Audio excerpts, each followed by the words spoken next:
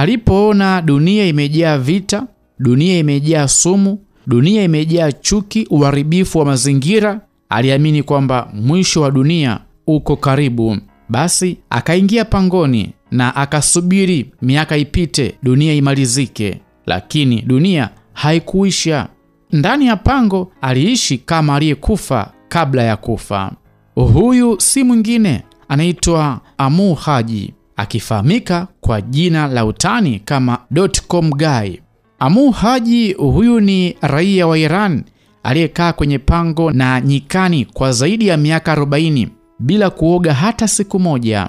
Mnamo miaka ya 1970, kijana mmoja aliyekuwa mtaalamu wa fizikia alishindwa kuvumilia tena dunia. Aliamini wanadamu wanakimbilia maangamizi yao. Wakati huo miaka ya 70, vita baridi ilikuwa vikali mno, sumu ya nyuklia ilisambaa, teknolojia ilikuwa ikiharibu utu na sayari ilikuwa inaungua pole pole.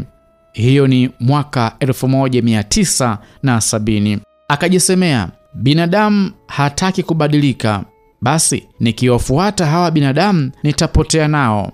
Jamaa alichukua vifaa vyake vya msingi, mablangeti, sufuria ndogo, vitabu kadhaa na taa ya mafuta.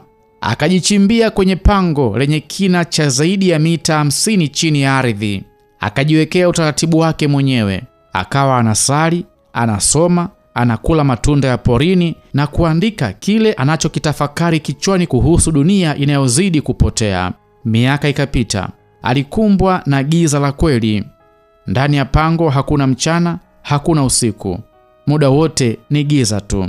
Kwa miaka 40 hakuwahi kusikia honi ya gari, sauti ya runinga, sauti ya redio wala harufu ya sabuni. Huyu jamaa Amu Haji, yeye aliamini siku yoyote ile ataliona pigo la mwisho la dunia na ataiona dunia ikiteketea.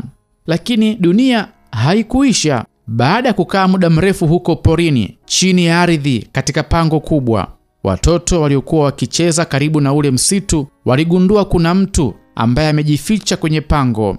Wakatoa taarifa serikalini. Serikali ilikuja, watu wakamvuta nje, wakamtoa kwenye pango. Kwa mshangao mkubwa, watu wakamshangaa. Mwili wake ulikuwa dhaifu, macho yake yakiwa yamezoea giza, lakini akili yake ilikuwa bado imara sana, kwa kuwa alikuwa akisali, akisoma pia. Kwa hiyo mwili ulikuwa dhoofu, lakini akili yake ilikuwa bado imara sana. Amu Haji alipoulizwa kwa nini aliamua kujificha kwenye pango miaka yote hiyo 40, akajibu kwa sauti dhaifu sana, sikuwa najificha, nilikuwa najitayarisha. Najua dunia inaweza kuendelea, lakini swali ni binadamu anaendelea kwenda wapi? Hayo ndiyo maelezo ya Amu Haji baada ya kutolewa kwenye pango alikoishi kwa muda wa miaka 40. Wewe maoni yako ni yapi? Je, ni bora kuikimbia dunia ili kujiokoa mwenyewe au kubaki ndani ya dunia na kuibadilisha dunia kwa matendo mema? Ukweli ni huu, dunia haijiangamizi yenyewe, bali watu ndio ambao huiangamiza dunia.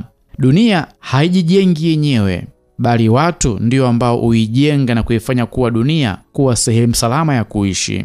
Na wewe ni sehemu ya dunia, basi tumia muda wako kuijenga dunia na si kuibomoa dunia.